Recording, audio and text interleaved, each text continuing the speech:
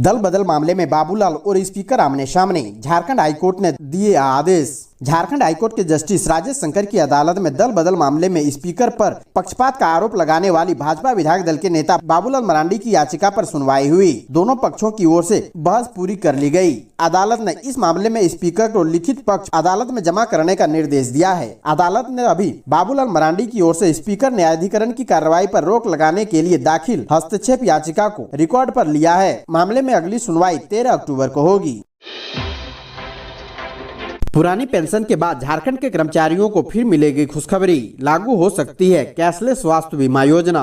झारखंड के कर्मियों को पुरानी पेंशन योजना लागू होने के बाद नई खुशखबरी मिल सकती है। लगभग 2 लाख राज्य कर्मचारियों के लिए कैशलेस स्वास्थ्य बीमा कराने की कवायद शुरू हुई है। विधानसभा की प्रत्युक्त समिति की पहल के बाद इस दिशा में स्वास्थ्य विभाग ने प्रक्रिया आगे बढ़ाई है। 25 अक्टूबर 2014 में राज्य सरकार ने राज्य कर्मियों को स्वास्थ्य बीमा का लाभ देने का संकल्प जारी किया था। पिछले 22 वर्षों से सरकार का यह संकल्प लागू नहीं हो पाया है। राज्यपाल रमेश बैस का निर्देश, कोर्ट फीस कानून पर दोबारा करे सरकार। कोर्ट फीस कानून पर दोबारा विचार करे सरकार। हाईकोर्ट में भी याचिका दायर। राज्यपाल रमेश बैस ने राज्य सरकार को कोर्ट फीस यानी झारखंड संशोधन कानून 2021 के प्रावधानों पर पुनर्विचार करने का निर्देश दिया है। राज्य के जनजातीय समुदाय के व्यापक हित को ध्यान में रखते हुए राज्यपाल ने यह निर्देश दिया है। यह विधेयक 22 दिसंबर 2021 को झारखंड विधानसभा से पारित हुआ था। 11 फरवरी 2022 को राज्यपाल ने इस पर सहमति दी थी। इसके बाद राज्यपाल को कानून के प्रावधानों में वर्णित कोर्ट फीस वृद्धि के खिलाफ बहुत सारे ज्ञापन प्राप्त हुए।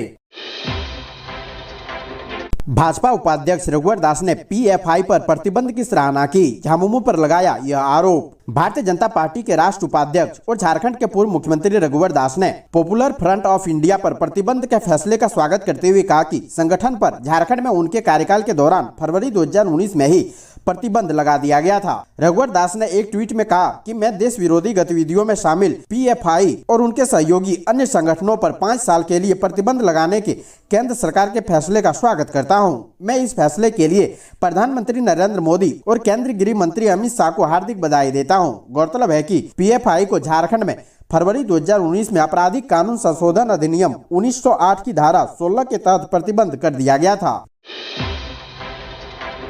दुमका की लड़की को शाहरुख ने पेट्रोल से ही जलाया, फॉरेंसिक रिपोर्ट में चौंकाने वाले कई खुलासे। झारखंड के दुमका में मुस्लिम युवकों द्वारा पेट्रोल छिड़ककर जला दी गई किशोरी के मामले में राज्य विधि विज्ञान प्रयोगशाला की रिपोर्ट ने गिरफ्तार दोनों आरोपियों के विरुद्ध लगे आरोपों की पुष्टि की है। पूरे मामले की जाँच में जुटाए गए पुलिस के फॉरेंसिक साक्ष्य FSSL में साबित हो चुके हैं। FSSL की उक्त रिपोर्ट को दुमका पुलिस ने अपने चार्जशीट के साथ कोर्ट में जमा कर दिया था। अब मामला दुमका कोर्ट में विचाराधीन है। SFSL की रिपोर्ट की माने तो पुलिस ने रसायन की जांच के लिए जो साक्ष्य दिया था उसके रसायन का विश्लेषण किया गया, जिसमें उक्त रसायन पेट्रोल ही निकला। प्रशासन ने रांची को 10 जोन में बांटा, भीड़ पर नजर रखेंगे 173 मजिस्ट्रेट। पंडाल के पास सादे लिबास में तैनात रहेंगे पुलिस। दुर्गा पूजा प्रारंभ हो चुकी है और 1 अक्टूबर से लगभग सभी पूजा पंडालों के पट खुल जाएंगे। पट खुलते ही श्रद्धालुओं की भीड़ उमड़ेगी। शांतिपूर्ण माहौल में पूजा संपन्न कराने को लेकर रांची जिला प्रशासन और पुलिस ने सुरक्षा के पुख्ता इंतजाम किए हैं। 173 मजिस्ट्रेट की विशेष प्रतिनियुक्ति की गई है। सुरक्षा व किसी भी अनहोनी से निपटने के लिए नियंत्रण कक्ष व 4 जोनल उप नियंत्रण कक्ष बनाए गए हैं। श्रद्धालुओं के लिए पैदल मार्गों पर भी सुरक्षा का विशेष ध्यान रखा गया है। रांची के उपायुक्त राहुल कुमार सिन्हा और SSP किशोर कौशल द्वारा इसका संयुक्तादेश निकाला गया है।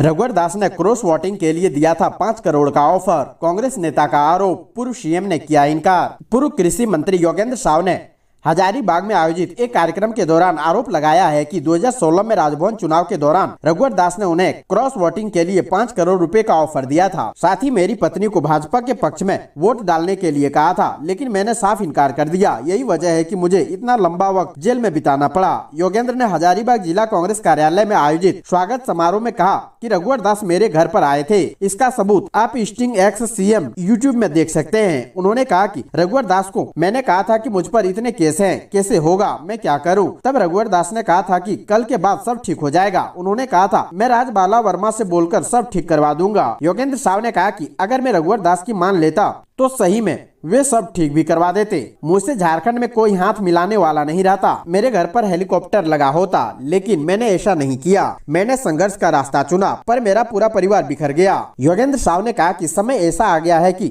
सत्य पर असत्य हावी हो जाता है। स्वतंत्र से बात करने से किया मना तो मिली मौत। घर से 1 किलोमीटर दूर जंगलों में मिला नवविवाहिता का शव। गिरिडीह के गामा थाना क्षेत्र के राजपुरा गांव के संदीप यादव की पत्नी अंजलि कुमारी का शव बुधवार की सुबह गामा तेसरी की सीमा पर स्थित जंगल से संदेहास्पद स्थिति में बरामद हुआ। शव अर्धनग्न अवस्था में था और पेड़ से साड़ी के सहारे लटक रहा था। उसका मुंह और दोनों हाथ जमीन से सटे हुए थे। महिला के अंदरूनी अंगों से खून निकल रहा था, जबकि गले सहित शरीर के कई जगहों पर जख्म के निशान थे। इससे कयास लगाए जा रहे हैं कि उनकी हत्या कर शव को लटका दिया गया हो। महिला की शादी 13 मई 2022 को ही हुई थी। उसका मायका गांवा थाना क्षेत्र के ही बिस्नी टीकर गाँव में है। घटना स्थल महिला के ससुराल से करीब 1 किलोमीटर दूर है। सूचना मिलते ही घटना स्थल पर पुलिस पहुंची और शव को जब्त कर खाट पर लादकर मुख्य सड़क पर लाया, फिर पोस्टमार्टम करने के लिए गिरिडीह भेज दिया गया।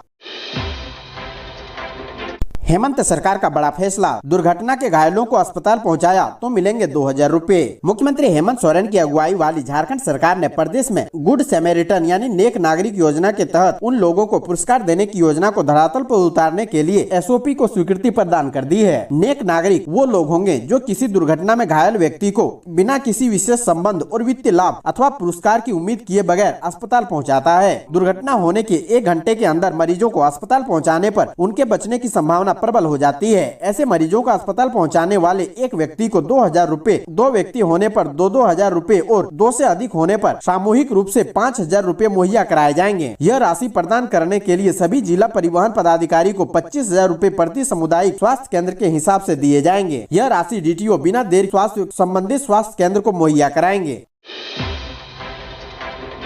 झारखंड में हर साल 60,000 से अधिक डॉग बाइट के मामले, ABC रूल लागू करने की जरूरत। दुनिया भर में 28 सितंबर को वर्ल्ड रेबीज डे मनाया जाता है। इस साल भी बुधवार को विश्व रेबीज दिवस मनाया गया। इस साल रेबीज से मौत के आंकड़े को शून्य करने का लक्ष्य रखा गया है। इसी कड़ी में रांची विश्व रेबीज दिवस पर कार्यशाला का आयोजन हुआ। इसमें कई विशेषज्ञों ने हिस्सा लिया और रेबीज से मौत के आंकड़ों को रोकने के कई सुझाव दिए। साथ ही यह भी बताया कि कुत्ते के काटने के बाद क्या करें। साल 2030 तक विश्व से रेबीज से मौत के आंकड़े को शून्य करने के लक्ष्य के साथ बुधवार को दुनिया भर में वर्ल्ड रेबीज डे मनाया गया। इस साल मनाए जा रहे 16वें विश्व रेबीज दिवस का थीम 1 हेल्थ 0 डेथ रखा गया है। झारखंड के संदर्भ में विश्व रेबीज डे की अहमियत इसलिए बढ़ जाती है क्योंकि कोरोना काल के 2 साल 2020 और 21 को छोड़ दे तो 2016 से 2019 तक के आंकड़े बताते हैं कि राज्य में हर साल 60,000 से अधिक लोग डॉग बाइट के शिकार होते हैं, जिसके कारण सरकार को जनता की गाढ़ी कमाई का करीब 330 लाख रुपए की राशि रेबीज वैक्सीनेशन और अन्य मदों पर हर साल खर्च करना पड़ता है।